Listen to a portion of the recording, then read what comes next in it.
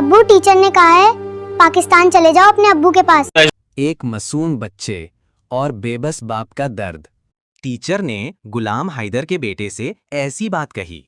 गुलाम हैदर के बेटे को स्कूल टीचर ने समझाया कि बेटा तुम यहाँ से अपने अब्बू के पास चले जाओ, यहाँ तुम्हारी जिंदगी सही नहीं है, सभी लोग तुमको बाद में ताना मारेंगे। अच्छा कैसे हैं मेरे सभी प्यारे बहन भाइयों, आशा करती हूँ आप सब अच्छे होंगे। आज मैं फिर से हाजिर हूँ एक नई वीडियो के साथ। आपने स्टार्टिंग में मेरा एक वीडियो क्लिप देखा होगा छोटा सा, जिसमें गुलाम हैदर का बेटा ये बोलता है कि पापा आप हमें यहाँ से ले चलो, हमारा यहाँ फ्यूचर नहीं है। बिल्कुल सच्चाई है, उसने बिल्कुल सच्चाई बोली है। ये कोई एआई से बनी हुई वीडियो नहीं है, बिल्कुल सच्चाई है। क्योंकि एक ट्यूशन में जब ये बच्चे जहाँ ट्यूशन पढ़ते थे वहां पर ये बात आई है सामने।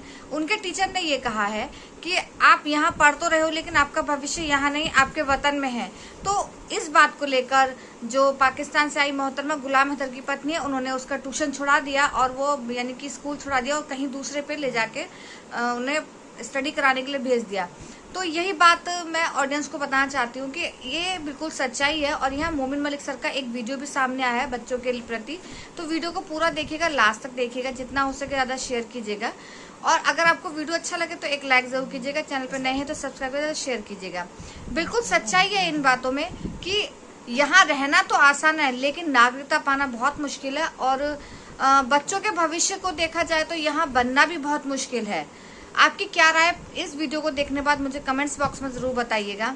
और आप कहाँ से मेरा वीडियो देख रहे हैं मुझे ये भी बताइएगा, जिससे कि मैं आपको थैंक्स बोल सकूं और आपको उसका रिप्लाई दे सकूं। तो आइए देखते हैं, वक्त ज़ाया ना करते मैं वीडियो जिसमें मोमिन मलिक सर ने बच्चों के प्रति बहुत सारी बातें बताई हैं। और जो गुलाम हैदर के बच्चे हैं वो भी अपने वतन जाने के लिए इस वीडियो में कह रहे हैं। तो आइए देखते हैं। अच्छा, अब मैं आपको एक ब्रेकिंग न्यूज देने जा रहा हूँ। ब्रेकिंग क्या, अब तक की सही बात है, सबसे बड़ी न्यूज है। और दिल थाम के आप बैठो, मैं आपको कानूनी रूप से एक बहुत बड़ी खबर दे रहा हूँ कि ये जो कह रही थी कि मैंने तो अपना धर्म चेंज पाकिस्तान में किया था और मेरी तो वहां तलाक हो गई थी और मेरा तो ये हो गया था, मेरा तो वो हो गया था, पाकिस्तान में मेरी तलाक हुई थी। और कहती है कि वहीं पे जो मैंने धर्म चेंज कर लिया था वहीं पे मैंने पूजा शुरू कर दी थी, साड़ी पहननी शुरू कर दिया था, सिंदूर लगाना शुरू कर दिया था। कोई बकवास। ये देखो, आपको मैं आज बता देता हूं, ये देखो सीमा हैदर का अंगूठा कोर्ट में लगा हुआ और सीमा हैदर के साइन, जो वो क्या कह रही है। आप इस कागज को देखो जो मुझे आज मिला है, बड़ी मुश्किलों के बाद ये डॉक्यूमेंट मुझे हाथ लगा है, जो मैंने वहां से सर्टिफाइड कॉपी, जो जज साहब की मोहर लगी हुई कॉपी है, आप देखो ये जज साहब की मोहर लगी हुई कॉपी है। ये आपको ये सीमा हैदर के का अंगूठा लगा हुआ है, ये देखो, ये सीमा हैदर का, ये सीमा हैदर का अंगूठा ये लगा। और ये सीमा हैदर के साइन आप देखो कि ये उर्दू में, आप उर्दू पढ़ना जरा क्या लिख रहा है ये क्या, और क्या लिखा हुआ है सीमा हैदर। अब ये अंगूठा और साइन इसके है। अब ये इसने कोर्ट में लिख के दिया, जमानत जब हुई इसकी तो इसने कोर्ट में ऑन ओथ का मतलब होता है कोर्ट में अपने बयान दर्ज करना। उसमें कहती है कि मैं सीमा गुलाम हैदर, पत्नी श्री गुलाम हैदर, रहने वाली हूँ रत्ते दोयरो कार्यकारिणी, पुलिस स्टेशन जैकमाबाद सिंध प्रांत। जनाब, मैं सीमा हैदर, वाइफ ऑफ गुलाम हैदर, रत्तो देरो कार्यकारिणी, पुलिस स्टेशन जैकमाबाद सिंध पाकिस्तान की रहने वाली हूँ। और भारत में जो मेरा पता है वो केयर ऑफ, जिनके यहाँ मैं रह रही हूँ वो है नेत्रपाल और सचिन मीना। नेत्रपाल बाप का नाम सचिन मीना, और ये मोहल्ला ये गौतम बुद्ध नगर रबूपुरा। ना तो उसको पति बताया, ना तो उसको पति बताया, और खुद कह रही है जी मैं सीमा गुलाम हैदर, पत्नी श्री गुलाम हैदर, और साथ की इसकी कोर्ट में दी हुई स्टेटमेंट है। तो ये कैसे कह रही है कि शादी 1 साल पहले होगी थी? ये कैसे कह रही है कि ये एनिवर्सरी मना रही है? अब इस डॉक्यूमेंट के आधार पे 420 धारा जो हमने कंप्लेंट दी हुई है उस पे इसके खिलाफ एफआईआर दर्ज होगी ही होगी। मैं तो ये शब्द जो इसमें यूज करा है, चाहे वो जल्दबाजी में यूज करगी या इमोशनल होके करगी या एक्साइट होके करगी, लेकिन इस शब्द के यूज करने से दुनिया के सामने इसका चेहरा बेनकाब हो गया कि ये अपने आप को सनातनी कैसे कह रही है। और क्या कोई महिला सनातनी अपने पति को कुत्ता कह सकती है? कभी भी नहीं हो सकता। सनातन जो धर्म है, सनातन धर्म इंसानियत सिखाता है, सनातन धर्म दूसरे का इज्जत करनी सिखाता है, सनातन धर्म क्या हक अधिकार एक शोहर के हैं, एक पति के हैं, वो सारी चीज। और आपको मैं ये बता दूं कि वैसे चलो मैं बताता नहीं हूं, लेकिन आपको बता देता हूं, बहुत ही जल्द गुलाम हैदर की उसके बच्चों से मैं जल्दी ही मुलाकात कराऊंगा। ये आप वहीं बैठे बैठे ये मैं आपको मैंने चूंकि इस पे लीगल कार्रवाई मैं कर चुका हूं, इसलिए मैं बता रहा हूं कि जल्दी मुलाकात कराऊंगा और वो उसके बच्चे से उसकी बात होगी और लीगल रूप से होगी। ये मैं आपको बता, बायोलॉजिकल फादर क्यों कहा जाता है? असल बाप है उसको, हिंदी में असल बाप, उर्दू में असल बाप। बायोलॉजिकल फादर का मतलब होता है कि अगर इंसान मरा हुआ भी पड़ा है ना, उसकी आंखें बंद है और वो बोल नहीं पा रहा है और वो बिल्कुल बेहोश हालत में भी है, और उसका खून, देखो हम भी हैं, आप भी हैं, दुनिया का कहीं का भी इंसान है, ये गुलाम हैदर की बात नहीं, उसका खून, जो इस खून से वो बच्चा पैदा हुआ है, जो उसकी औलाद है, अगर उस अपने बच्चे की आवाज सुनता तो वो भी मरता हुआ आदमी भी फड़फड़ा जाता है। ये होता है खून का रिश्ता, बिल्कुल खून का रिश्ता। तो वो सीमा जो मर्जी कहे, सीमा का तो काम ही गुमराह करना है, क्योंकि वो मुंह बोले भैया की बहन है ना, उसका सर तो आएगा ना कुछ, तो वो जो मर्जी बोलती रहे, लेकिन वो बच्चे अपने बाप को पहचानते हैं, मानते हैं, और जल्दी उनकी मैं मुलाकात कराऊंगा, ये मैं आपको कह रहा हूँ। देखो, इन्वेस्टिगेशन एजेंसी को मैं कहना चाहूंगा कि उन डॉक्यूमेंट्स को आपको वेरीफाई कराने में कोई दिक्कत आ रही है तो आप दिल्ली चले जाइए, हाई कमीशन ऑफ पाकिस्तान बैठा हुआ है वहाँ, उनसे रास्ता कायम कीजिए, उनसे वेरीफाई कराइए, वो करके देंगे किस लिए बैठे हुए वहाँ। क्योंकि मैं इंटरनेशनल केसेस देखता हूँ तो मैं लीगल रूप एडवाइस कर सकता हूँ, और इस वीडियो के माध्यम से भी क्या आप वहाँ वेरीफाई कराइए।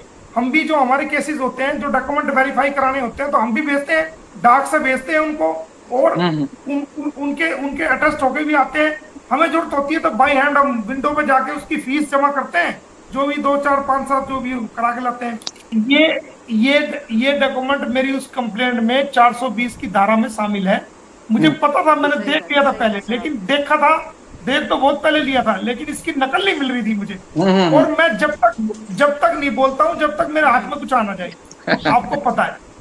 अब इसमें क्या लिखा है वो भी मैं बता देता हूँ आपको। ये कोर्ट में क्या कहती है कि जनाब न्यायालय इन द कोर्ट ऑफ जेवर, मुकदमा नंबर ये, FIR नंबर ये, अंडरटेकिंग श्रीमान जी, रिस्पेक्टेड सर, अंडरटेकिंग करता माननीय न्यायालय के ऑर्डर के अनुसार इस आशय की अंडरटेकिंग लेती हूँ, मैं इस बात की कसम खाती हूँ कोर्ट में कि मैं जांच अधिकारी को बताए बिना भारत नहीं छोड़ूंगी, और अपने वर्तमान पते को अगर मैं बदलती हूं तो उस सूरत में मैं इस कोर्ट को बताऊंगी कि मेरा कोई नया ठिकाना अगर मैं करती हूं तो मेरा इस जगह की बजाय अब ये हो गया है। आगे ये लिखती है कि मैं किसी प्रकार का कोई क्राइम नहीं करूंगी, ये अंडरटेकिंग में कहती है। शादी कर ली, उस शादी दिखा दी उसमें 494 बाईगैनी, अगर एक छोड़ के रहते हुए दूसरी शादी कर ले वो क्राइम है। सोशल मीडिया का इस्तेमाल, मोबाइल फोन का इस्तेमाल, वो सारी 20 सेक्शन लगी हुई है। और उसके बाद नीचे इसका साइन है, अंगूठा है जो मैंने आपको दिखाया, एक बार फिर देख लो। हाँ, इसमें लिखती है मैं सीमा गुलाम हैदर पत्नी, वाइफ ऑफ, इसमें ये नहीं लिखती डिवोर्सी ऑफ। तो किसकी पत्नी हुई? गुलाम हैदर की हुई ना। तो कहां से शादी होगी सचिन से इसकी 1 साल पहले? एक नंबर की झूठी, एक होता महा झूठ और बड़ा झूठ, एक होता बहुत बड़ा झूठ। और एक होता सफेद झूठ। लेकिन इस झूठ के पकड़े जाने के बाद ये सारे झूठ फैले। अब लोग जो आइंदा कहेंगे वो सफेद झूठ नहीं कहेंगे, वो कहेंगे सीमा झूठ। हम भी थोड़ा बहुत ऊपर नीचे कर लेते हैं, किसी की झूठ कहाँ जायज है? झूठ वहां जायज है जब किसी इंसान की इज्जत बचती हो, किसी की इज्जत खराब हो रही है, किसी इंसान की इज्जत बचानी हो, किसी इंसान की जान पे बात बन जाए, या किसी इंसान का बहुत बड़ा नुकसान हो रहा हो। अगर हमारे थोड़ा बहुत झूठ बोलने से उसका नुकसान बच जाता है, उसकी इज्जत बच जाती है, उसकी जान बच जाती है, वहां जायज है। अच्छा सर, मैं आपसे अर्ज करूं, मैं लीव करता हूं क्योंकि अभी और टेक्निकल बातें करनी है, लोग जुड़े हुए और आपसे मालूम। वो मुकदमा कोई एटीएस जांच नहीं कर रही है, कोई एटीएस के पास, हाँ, कोई भी एटीएस उसकी जांच नहीं कर रही है। जेवर पुलिस का एसएचओ उसकी जांच कर रहा है। ये मुंह बोले भैया ने या दूसरे लोगों ने गलतफहमी फैलाई है, कोई एटीएस उसकी जांच नहीं कर रही है। अच्छा, वो ये हो सकता है एटीएस के पास कोई जांच नहीं है, ये थाना जेवर के एसएचओ द्वारा जांच की जा रही है। जब ये पकड़ी गई थी तो फॉर्मल तौर से एटीएस के अधिकारी सिर्फ बातचीत करने, मिलने, पूछने, पूछताछ करने आए होंगे, लेकिन जो जांच है वो जांच परमानेंट एटीएस के पास नहीं है, ये जेवर एसएचओ के पास है। तो जज साहब ने आज स्टिक ऑर्डर पास करके सख्ती से ये ऑर्डर पास किया कि एसएचओ जेवर इसमें कंप्लीट रिपोर्ट दे। अच्छा, और 30 तारीख को टाइम दिया। क्योंकि मैं कानून का जानकार हूं, क्योंकि मैं लीगल माइंड रखता हूं, जुडिशियल माइंड रखता हूं, तो मैंने ना तो मैं सार्वजनिक रूप से उन ऑडियो वीडियो को आज तक एक्सेप्ट किया है और लीगल रूप से, और ना ही मैंने उनको कहीं पे आगे भेजा है और ना ही वायरल किया है, क्योंकि उनकी क्या लीगल ऑथेंटिसिटी है वो मुझे पता है। जब मैं उनको कोर्ट में पेश करूंगा तो उनके एक्सपर्ट द्वारा, जो उनके एक्सपर्ट हो गए, उनको लैब में भिजवाऊंगा, एफएसएल में भिजवाऊंगा और उनके